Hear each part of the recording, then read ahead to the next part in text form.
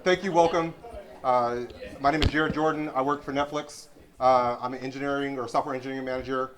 My team is most famously for built the video across all of Netflix when you play. So we did a bunch of tests across that allow you guys to see that big hero image when you land on Netflix, and so you guys want to engage. So that's what my team is. We have a stunning panel with some stunning colleagues here. Marvin, Tara. Oh, you're gonna clap? Or one clap? No, two claps? Stephen and Paul.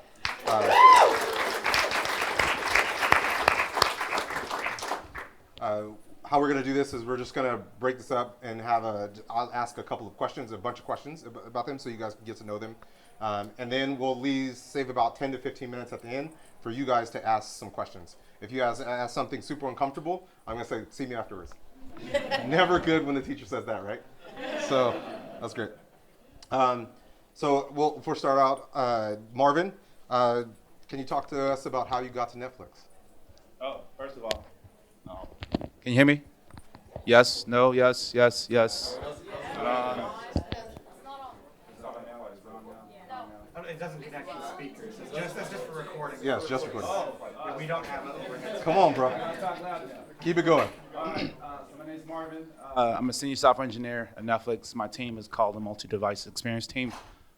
We work on basically second screen experiences. What does that mean is if you ever use a Chromecast and you want to cast an experience on a Chromecast, use your phone, press a button, you're watching TV on a big screen. We also have the same experience for actual TVs. So if you actually do the same thing on a regular TV, game console, or another set-top box, then that's the team that my team is the one that handles that experience. The question, how to get to Netflix? To be honest, I was just recruited. So I grew up in Seattle. Before that, I was working at Microsoft for Bing at the time. Prior to that, I was at school. And prior to that, I was interning at Microsoft as a high school intern. So how I got to Netflix, it was just through a friend of a friend, and a headhunter kind of found me and really pushed me to join Netflix. At the time, Netflix was really big on they only hire senior engineers. And at the time, I think I had like 3 years practical industry experience, but I was really specialized in what I did. And what Netflix needed at the time was an expert in this particular area, and they were having trouble hiring people like me at the time in the Bay Area. So I got recruited, came in. I really didn't think I was going to get the job because I just got tired of interviewing. I was interviewing Google, Amazon, and so forth. And when I actually interviewed, I really thought I wasn't going to make it. So I went in with a mentality of, excuse my language, F it, So, so I walked in there, and lo and behold, I did well, and the offer came. And that's how I got to Netflix. And how long have you been at Netflix? So I've been at Netflix a total of 8 years. That's not that bad. I mean, to me, like 8 years is, yeah, sure, 8 years. I've been up for 8 years. A couple other things we can mention is all of us are part of DevColor. Yeah. So if you guys don't know what that organization is, it's a software engineering organization. Tira, right here, she's representing the org. And they just started a chapter in Atlanta, so if you're interested in learning about it, that's a good thing. Cool. Tara, you want to talk about your experience and how you got to Netflix? Sure. So before Netflix, I actually worked at Disney in Seattle, not from Seattle, but I was living in Seattle for some time. And before that, I actually worked at Amazon for about 7 years. And before that, I was on the East Coast. So it's kind of serendipity how I ended up on the West Coast. And kind of similar to your experience, I ended up at Netflix kind of through recruiting, but more towards personal recruiting. My director, who I work for now, had actually worked with me at Disney long enough ago. I was a senior engineer, and he was a tech lead. So that's how far back we kind of went. And so when he left to come to Netflix, he basically kept trying to recruit me to come to work as an engineer. And I was like, I'm not moving to California. I'm not moving to Silicon Valley. It's not happening. And he spent about 3.5 years, like every 6 months, basically calling me, like, how's it going? Ready to come to Netflix? And I was like, no. And so this, like I said, went on for about 3.5 years. And then eventually I said, look, I haven't seen you in a while. How about I come down? We hang out over the weekend. I'll come to Netflix. I'll talk to whoever you want me to talk to. And then if I don't want to interview, this conversation is over. Like, we are never talking about Netflix again. It's been 3 years. Let it go. But I did, and I came down, and at the end of the weekend, I was like, oh, God, I have to apply. I'm just not ready for this. And so, like, 2 weeks later, I interviewed, and then 2 weeks later, I was hired. So, kind of crazy. And I've been at Netflix now almost 3 years. Oh, I didn't say what I work in. So I work in acquisition. So specifically, my team handles the sign-up flow, registration, login across every device, across the whole world. And my specific group works on partnerships and payments. So we're the money. So career advice, be the money. Always be the money. Yeah. Who here does not have a Netflix account? Yeah. Put your hand up if you don't have a Netflix account. Oh, see. Go get them. Yeah, go get them. Wait, are you sharing? Are you sharing? It's okay. It's okay. Don't put it up short either. Put it all the way up so we can see you. Oh, they are. That is true. That is true. He doesn't understand it. If I don't bring the money, though, he can't retain it. So. That's really dope. Steven. Hey, my name is Steven Ojo. I'm the manager on the iOS platform. Oh, yeah. Yeah, manager on the iOS platform team, and our team's specialty is streaming and logging. So on the Apple TV or the iPhone, once you press the play button, it's our stack that's responsible for a great playback experience. I came to Netflix a year ago next week from another streaming startup, very similar product but was ad-driven. And got to a point after about 2 years there where I just decided to reach out and see what I could find. Then I went in my inbox and I actually had a message from one of our recruiters. So we started talking, I came in and interviewed, and I ended up getting the job. How did I get to Netflix? Yeah. Let's see, how did I get to the place before Netflix? Came to Silicon. Tell your story, man. Tell the story, yeah. Let's make sure it's right. Yeah. No, just go.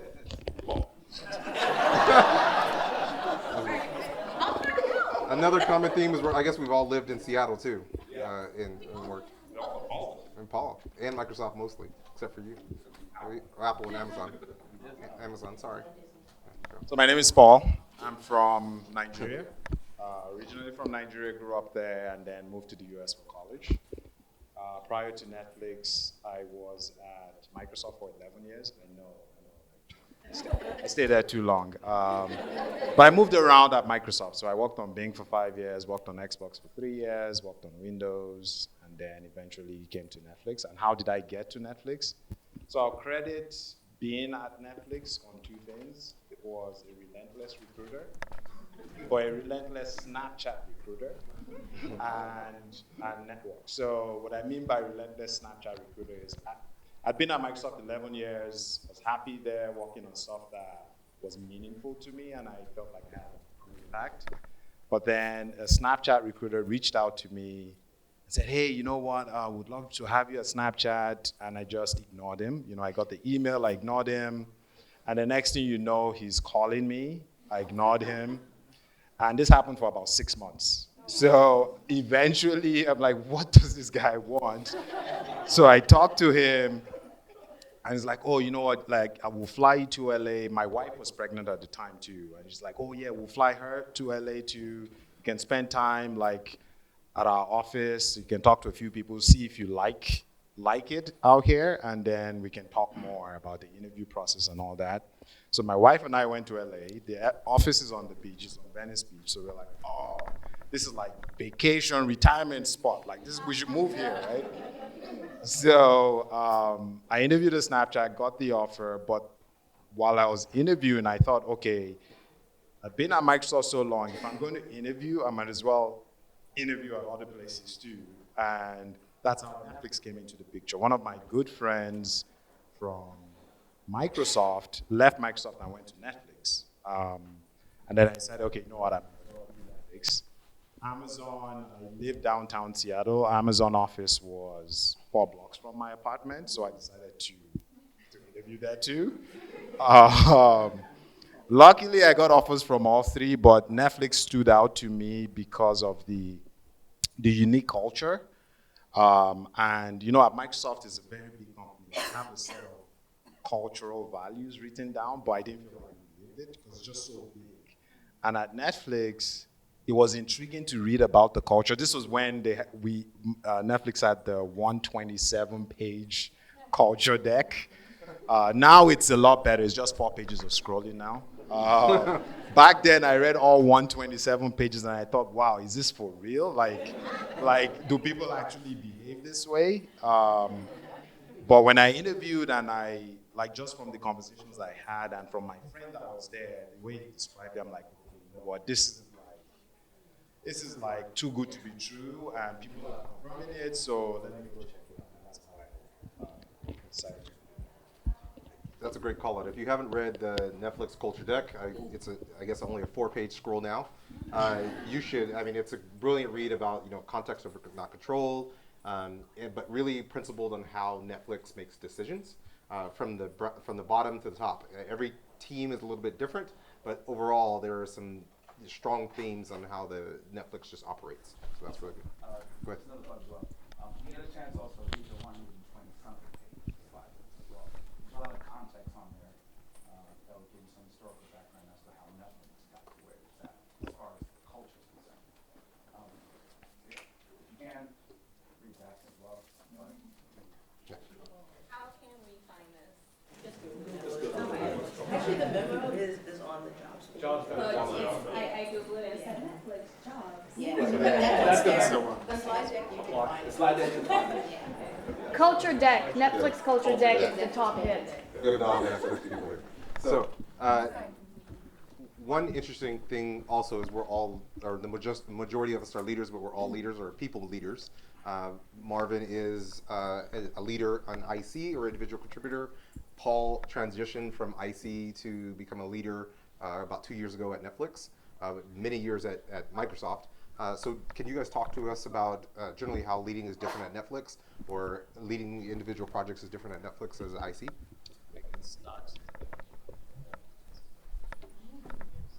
So while I was at Microsoft, I spent about half my time as an IC and half my time as a manager. So I was a manager my last 5 years there before coming to Netflix.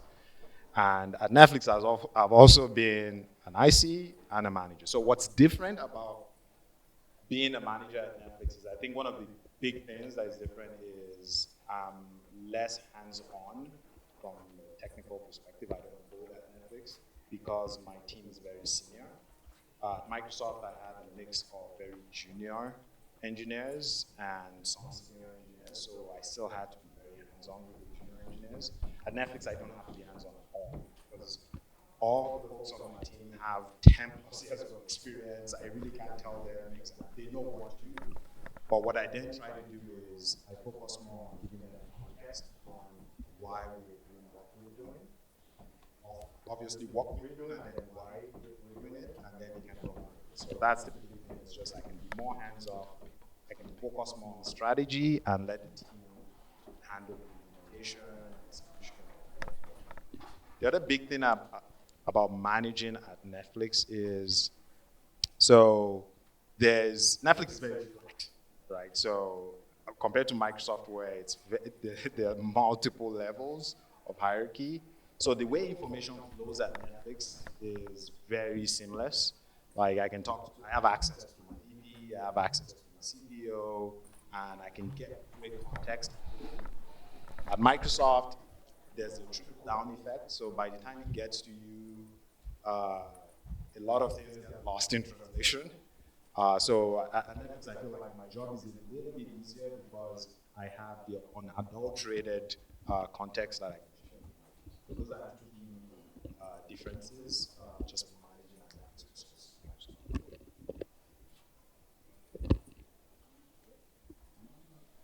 Okay. So kind of following up to what Paul said. Order it back. Managing at Netflix is very different because, like you said, all our team members are very experienced. So your whole focus is less on leading them technically versus just giving them context and understanding of what the goals are and knowing that they'll make a lot of the right decisions. It's about having a lot of trust in your team, and they do a great job because here we focus on just, again, big picture, the goals, and they'll come up with projects on their own, things that need to be determined to figure that out, and it's just your job to make sure that they're solving the right problems. I'm not going to add much to that, but I will say, just as an anecdote, my first 4 months at Netflix, I literally spent every day going, I don't know what my job is, because no one in my team needs me to do anything for them, but tell them what the next project is. I was like, oh God, what am I doing here? But All right, surprise, surprise, I'm not a manager. But in my particular role at Ford, I should say, I do find myself in a lot of leadership opportunities. And the big difference between being a manager and FS being IC is that most managers spend a lot of their time in meetings. So they do a lot of context sharing, send the context, just so that the people working under them have the proper, the proper direction as to what they need to do on a day-to-day. So for me and my team, my manager's actually here, Kevin. I was gonna Fix that answer. Fix that answer now. I had to stutter one time for that one. You're supposed to be candid. I'm being candid. It's the culture. I'm telling you, like, all right, so for me, it's like I'm in charge of, typically, like, my role is like, you have a project and you own that whole project full stack, right? So oftentimes you're required to basically drive that project to completion. And it's up to you to basically set the context and inform the people you need to work with in order for you to drive that project. If you need any help, any context, or any type of help leading your own project, you reach out to your manager. So a good example is, let's say, for instance, actually, an analogy I like to use is, a manager's job for me is, I have a problem, I'll let you know the problem. Your job is to pull out the cannonball, or the cannon, put the cannonball in the cannon, I point at the problem, you light the fuse, you tell me my obstacles are actually clear, so I can actually go ahead and do what I need to do. But from a leadership standpoint, it's interesting. I mean, I have to think about this a little bit more deeply, but I've done so many different projects and led in different ways. Sometimes my leadership is being a good role model, a good influencer. Sometimes I spend a lot of my time actually mentoring people who actually come to the company who don't understand the culture, who don't have a firm grasp of the culture, who don't understand that there's a nuance to actually working in Netflix and understanding the culture as fast as possible in order for you to be successful as fast as possible. That's also part of leadership as well. And so my experience gives me that. Sometimes managing up for sure, giving my manager the proper context, my VP the proper context, my director the proper context, and oftentimes even my CPO the proper context, whether it's things around diversity, inclusion, or just things that I care about. Or even like, for instance, we have this process at Netflix called 360s, and you have an opportunity to really give anybody in the company feedback, right? And that feedback is typically candor, direct, and if someone's not doing something and you want something changed, this is your opportunity to actually say something. And it takes a lot of courage to step up to, let's say, a director or VP and tell them, you're wrong in this decision. And it takes a certain level of leadership to really say, I think you should go this way. And a good example is, as I was telling my VP, like, hey, our org is not inclusive enough. It's not diverse enough. I don't see enough of me. And I gave that feedback to my manager, then my director, and my VP. And just having conversations around issues that you think will make the business better and will make your experience better at Netflix has been a lot of ways I've been able to lead in my own way. I'm being kind of long-winded because this is, what? Stop what? Yeah, let me stop. No, you're doing great. You're doing great. Yeah. Sure. all things about our culture that we love. So, Jared, there's actually one thing I'll talk about. I think we're so used to it, You want to pass down the thing? remember it. Is managers at Netflix, maybe compared to other larger companies, we're very empowered. Right? So we have a lot of power to do things how we want to do it. So for example, hiring, managers have, each manager, so the way I hire for my team can be very different from how Steven hires for his team, and then same thing for Tara.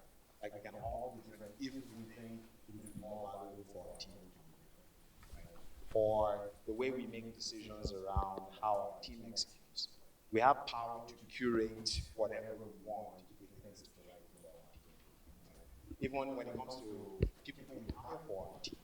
Right? If I want a certain type of person, I'm empowered to have that. So I can go hire from Atlanta, I can go hire from Nigeria, I can go hire from anywhere. But I feel that's what my team needs, and that will help my team successful. So that empowerment helps us be more successful than I think at other places. So at Microsoft, for example, there's some things I just couldn't do. Right? Like, I would get an intern every summer. I couldn't say no. Whether I liked it or not, I was getting an intern. Right? So, or when it comes to diversity on our team, like, I had no control over what the people, including said to do for me. But at Netflix, I'm empowered to control all of that, as long as I feel like that's the best thing for my team. That's the best thing. I certainly agree. I think I came from Evernote, and I was leading growth engineering over there. And I think the difference between Evernote, and I also worked at Microsoft, and I think the difference is a lot of companies that I've been at as a manager, you are either use the term meat shield, like, right, I need to buffer all of the experiences so that I can just get the people to be focused. But it's actually the opposite at Netflix. The people want as much information they have so they can make the right decision, because they can filter out what the priority is. I may have to guide the ship a little bit, like, right, so it doesn't run into the iceberg. But most of the time, they're going to make the right decisions because we're hiring the most people right for the job that they need. And I think that's something that was very unique about my job, and it's also very challenging, right? Like Tara says, like, sometimes I'm like, ooh, what do I do? Okay, I don't want to make up busy work. I want to do something that is impactful. So a lot of it is, how do I work on the thing that's most impactful, and how do I free up my team to work on things that are most impactful? So that's great. All right. One question that you kind of all touched on a little bit is diversity and inclusion. We're in Atlanta. It looks very different than Silicon Valley. A lot of us have moved from Seattle or from the East Coast or from places that don't look like the Silicon Valley. Can you guys talk about that experience? Because all these folks probably are actually interested in that area and how it looks and how it feels and where do I get my hair cut and things like that. So I don't go to a barber. You can Anymore. You had a bad experience.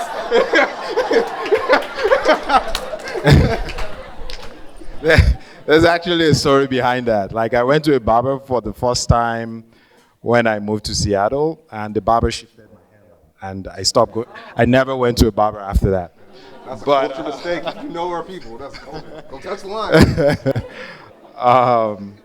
So just diversity and so our experience with moving. So I went to Howard, HU. Any HU people in the house? No. Oh, what else, Tyler?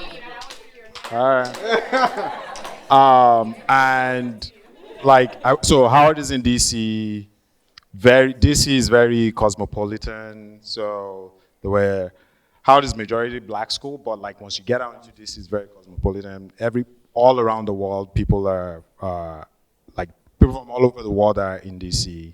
And then I moved to Seattle, so that was a shock for me, just moving to Seattle, because it's not as diverse as DC. And then Seattle, in most parts, is very similar to Bay. Maybe East Bay is a bit different because there are just more people in East Bay. So my experience was, I think, when I moved from Nigeria, especially because I grew up and I was born and raised there, coming to Howard, I felt like at home. So when people ask me, oh, did you go through any kind of culture shock? I did not, because Howard was filled with tons of black people from everywhere. So Africa, the Caribbean, and then African Americans. So I just felt at home. I didn't go through any kind of culture shock. But then my culture shock started when I started at Microsoft in corporate America, was where, I think we've all gone through this to an extent where you're the only, right? So I was the only person in my organization of over 500 people, right? And then that's when it started hitting, like, oh, I'm actually different. Like, I'm actually around a lot of people that are not like me. And I think Silicon Valley is similar to that. I think with new movements around just increased awareness on diversity, I think it's changing a little bit. We're trying to get more people from outside the Silicon Valley to move to the Silicon Valley so we can change the demographic more. And I hope through events like this, we create more awareness, like, hey, the more of us join, the community will get larger. And so I hope that continues to.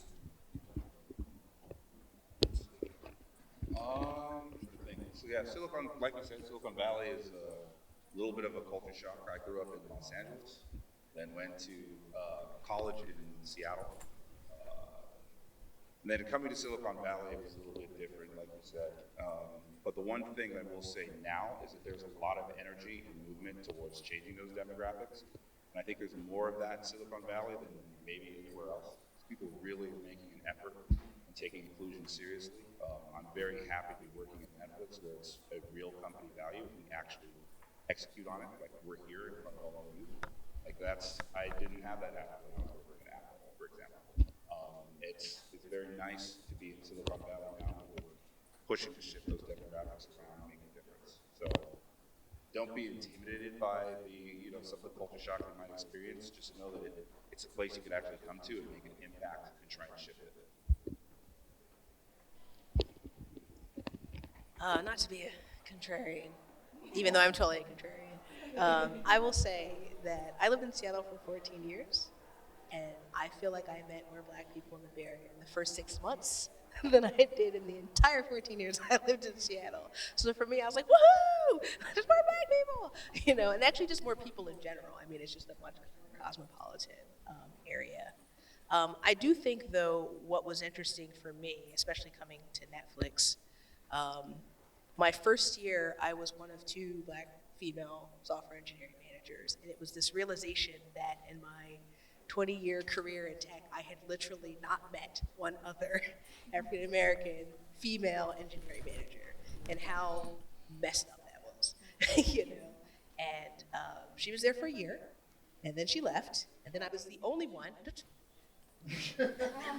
I was the only one in the company for about 2 years, until about 2 weeks ago, and I was so happy. I was just like, woohoo!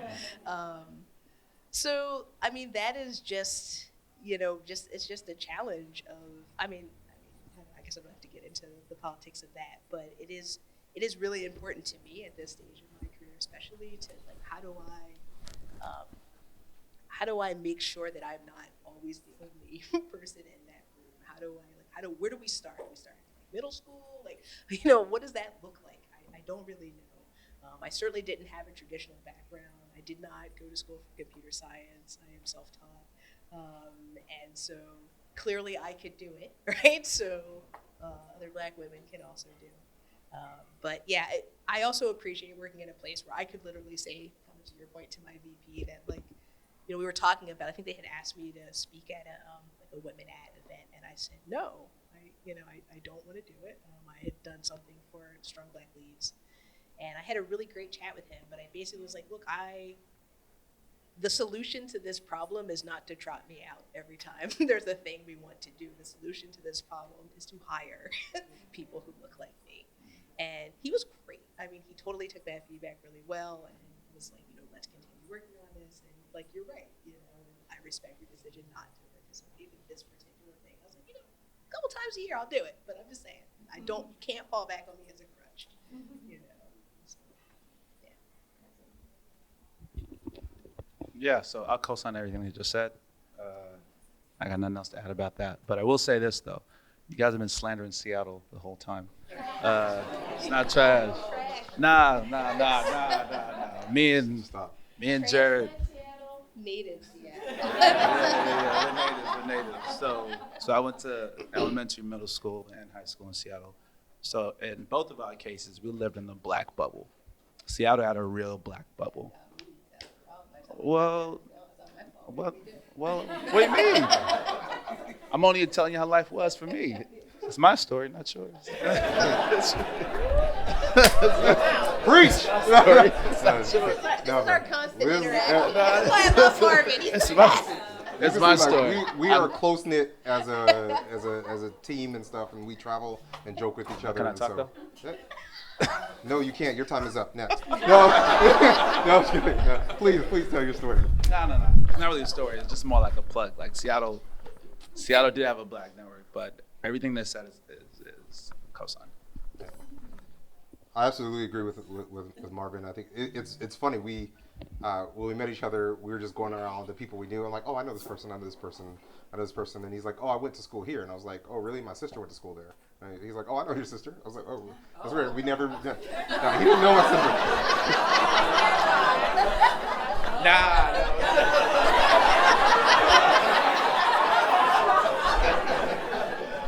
No, it's fine. No, but it's just like the community is so close, and actually Seattle is like, yes, it is hard to find that, and I think that's part of my story is also Tia, like she knew my cousin and was like we never even met when we were in Seattle. We actually worked at Microsoft also together and never met. It's funny. But I think my story is probably similar to yours. Is like when you go to college, I think that's when you start learning to code switch. Yep. And start learning to move through that. I think the Silicon Valley reinforces that because it is so different than a lot of other areas. And I think just like where you send your kids or where you think about things like this or how many places that you go get hair products. Well, I don't have any hair either, Paul, to either more, but or beard products or whatever. And so all of those things that you have to beard. Did I say beard? Beard. Okay, that's good. So I am waiting for later. So yeah, I think it's similar to every experience. Is like as soon as you have to start being less or dampening who you are, I think that's when you start thinking about that. But I do think that there's this sense and overwhelming urgency now in the Silicon Valley for that to change. I mean, you see all these companies that they're talking about it and being open about and transparent about their numbers and how they feel. So it's very, very, very important. We have about 15 minutes left. The last question we were going to ask here is, leaving some advice for all these folks. Like, what is one advice you would give to each one of these folks as their career or something that you learned in your career? All right. That's a good question. I can go a couple ways, but my advice to you is like be true to yourself. This industry can be tough, and especially for a person of color, and especially if you feel like you're the only person in that space. But try hard not to lose yourself. I say that because there was a time where I lost myself, and there was a time where I found it hard to really communicate what I wanted. And I found myself just going through the motions. But my career really took off when I found my own voice and was able to really speak my own experience to my management chain, to my peers, and really inform people what my experience is like so they can be aware that, hey, look, I'm a talented software engineer, but I also have a particular bent that I bring to the company or bring to this industry that is not actually being recognized. So the more true to yourself you are, and the more you find the courage to speak that truth, you'll find a lot of allies that you may not think you had before. So yeah. Like that.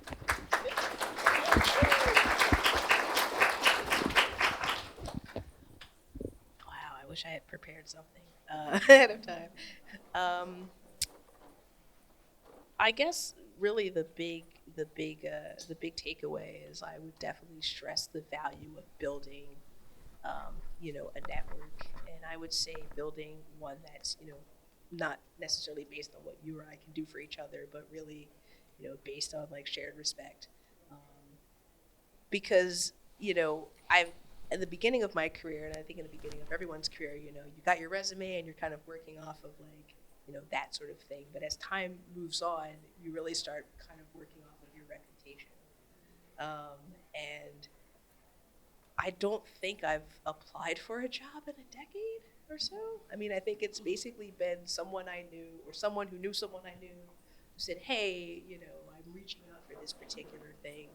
And I mean, it takes a long time to build these sorts of relationships. There are people, when I worked at Amazon, you know, um, from 2002 that we're still in touch with each other and we're still trying to help each other.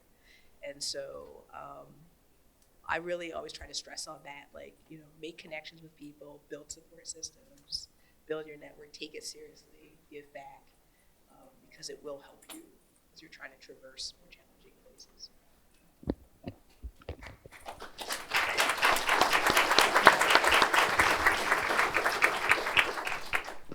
So something I want to impart to everybody is to always try. Don't be intimidated to apply to a company. There's some people, sometimes myself in the past, I look at a role and be like, oh, there's no way they're going to hire me, and I wouldn't apply. That's not true. Apply. Go for it. The worst thing they're going to do is say no, and you might get some feedback as to why you were told no and do better next time. Or you could apply again and you'll get that offer.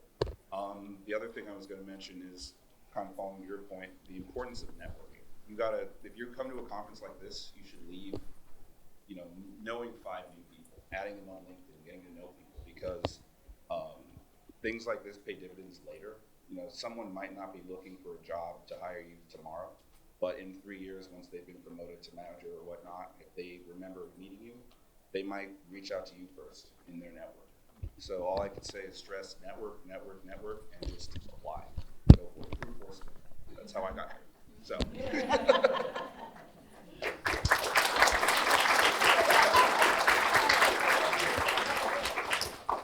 What I would say is always keep growth in mind.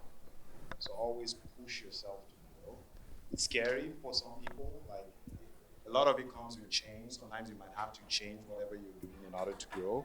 But if you always think to yourself, hey, whatever I'm doing now, what is the next thing for me? Like, what does growth look like? It forces you to really think through, okay, what new thing do I need to go learn? Or what new thing or what current skill do I need to get better at? So growth is something that I think has driven me in my career to where I am today.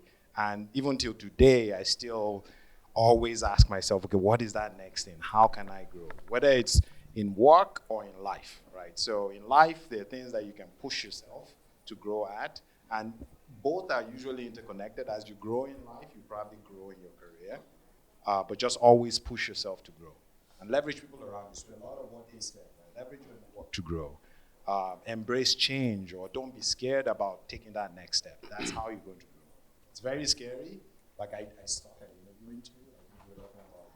I suck at it, but I embraced it. I learned how to interview, and then I interviewed. But on the other side of it is a lot of growth. Right? Now I feel like I've done a lot of things that if I'd stayed at Microsoft, maybe I wouldn't have grown as much, right? And then maybe at some point in the future, there'll be something else for me after Netflix, and that will also be growth, right? So just embrace growth and always push yourself to grow.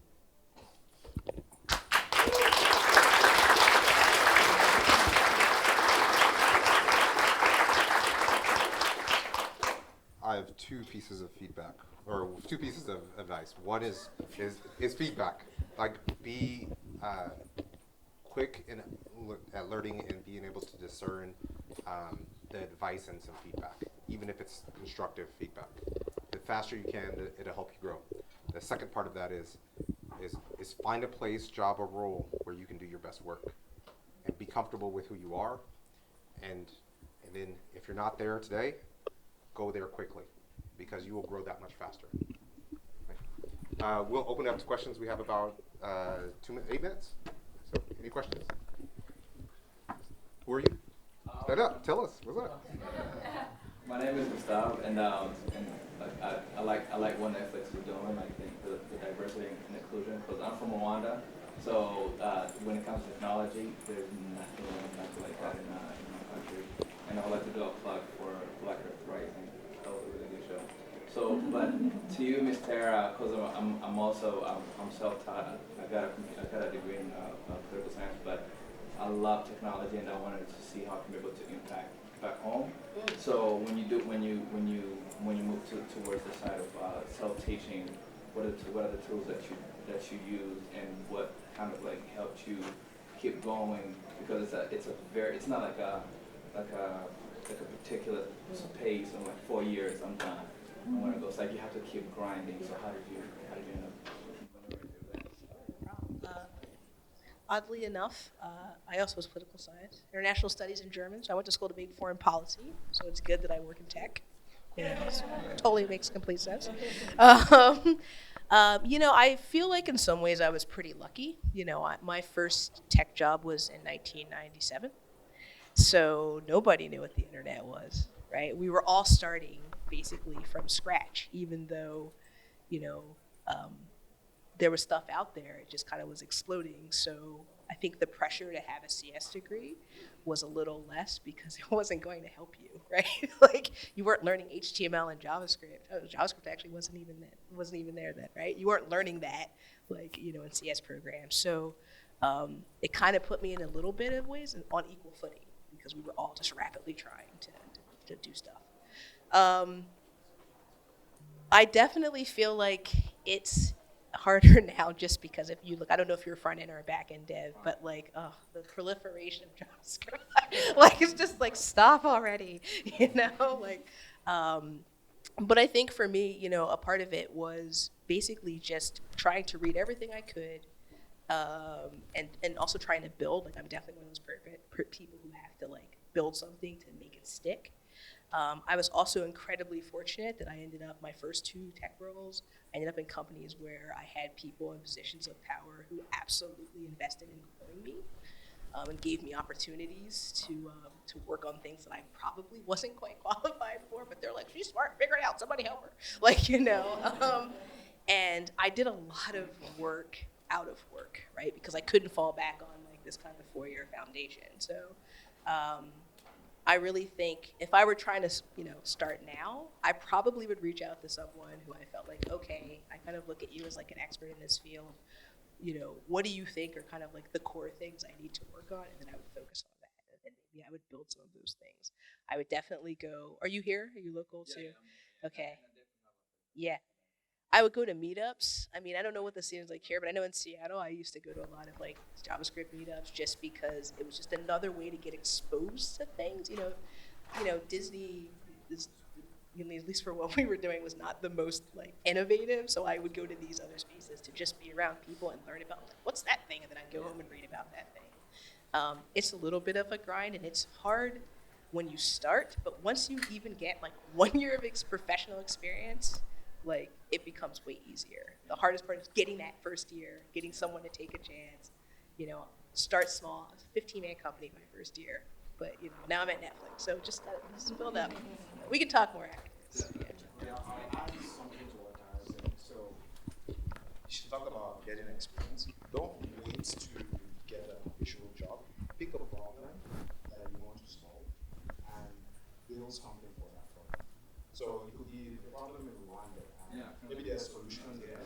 Apply that solution to solve that problem in Rwanda, and now all of a sudden you have experience. You can write something on your resume. I solved this problem. So don't wait for an official job. You can start doing stuff now that will help you get that exposure. Hi, I'm Yvonne. Nice to meet you guys. I saw most of you at the speaker center. But a question I had is a question that I kind of struggle with a lot, and I hear I also spoke to many people at other conferences. Well, not many, just a few. Jim and Ryan, about the fact that at Netflix they have a lot of senior developers, not many junior or anything like that. Because what I was told, you guys working on really important stuff, really advanced stuff. But one thing I struggle with is if you're at that middle ground area as a developer in your career and you want to move up to more senior, but you don't really have good mentors, people at Netflix or something that's doing more advanced stuff that you kind of want to get into. How do you feel just having mostly seniors is contributing to, like, you're not really bringing up anybody, kind of like to fill the shoes of the next level. You're just kind of in that, we all seniors, we know what we're doing kind of route, but you don't really have that experience now building up someone who's like, oh, okay, they can use this, they need me right now. They're in this career where they are great right here, but they need to get here, but they don't have that type of help from people doing more advanced, more cutting edge technology or work. I have thoughts on that. One thing I could say is networking.